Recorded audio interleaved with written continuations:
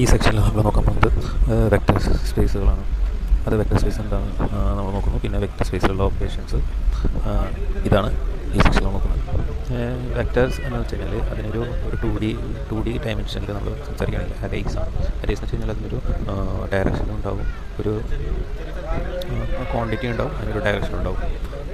ഇപ്പോൾ അതിപ്പോൾ നമുക്കിപ്പോൾ ഒരു x geometrical representation x is equal to A1 A2, y is equal to B1 B2, x plus y is equal to A1 plus B1, A2 plus B2. അപ്പോൾ ഇതാണ് geometrical representation.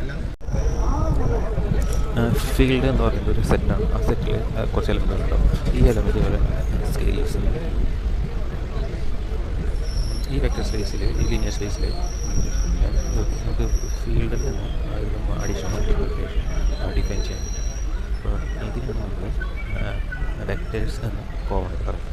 ഇങ്ങനെ നമ്മൾ ഈ അഡീഷൻ മൾട്ടിപ്ലിക്കേഷനൊക്കെ ചെയ്യുന്നതിനൊരു ഡെഫിനിഷൻസ് ഉണ്ട്, അല്ലെങ്കിൽ റൂൾസ് ഉണ്ട്.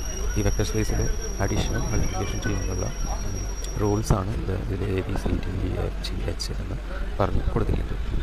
ഇതിൽ UVW എന്നുള്ളത് KM F ഇതൊക്കെ സ്കെയിലേഴ്സാണ്. അപ്പോൾ വെക്റ്ററിൽ ഒരു ഓർഡർ സെറ്റ് ഓഫ് നമ്പേഴ്സാണ് ഉണ്ടാവുന്നത്. അത് കോംപ്ലക്സ് നമ്പർ ആവും, അല്ലെങ്കിൽ റിയൽ നമ്പർ ആവും. പിന്നെ ഈ അഡീഷൻ, മൾട്ടിപ്ലിക്കേഷൻ, കമ്മ്യൂട്ടേഷൻ, അസോസിയേഷൻ റൂൾസൊക്കെ വെക്റ്ററിൽ ഡിഫൈൻഡ് ആണ്. പിന്നെ വെക്റ്റർ സ്പേസിൽ നമുക്ക് കാണാൻ പറ്റുന്നത് എലമെൻറ്റ്സ് ആണ്. അത് ഡിഫൈൻ ചെയ്തിരിക്കുന്നതിന് വേണ്ടിയിട്ട് റൂൾ ഓഫ് ഓപ്പറേറ്റേഴ്സും നമുക്ക് കാണാം.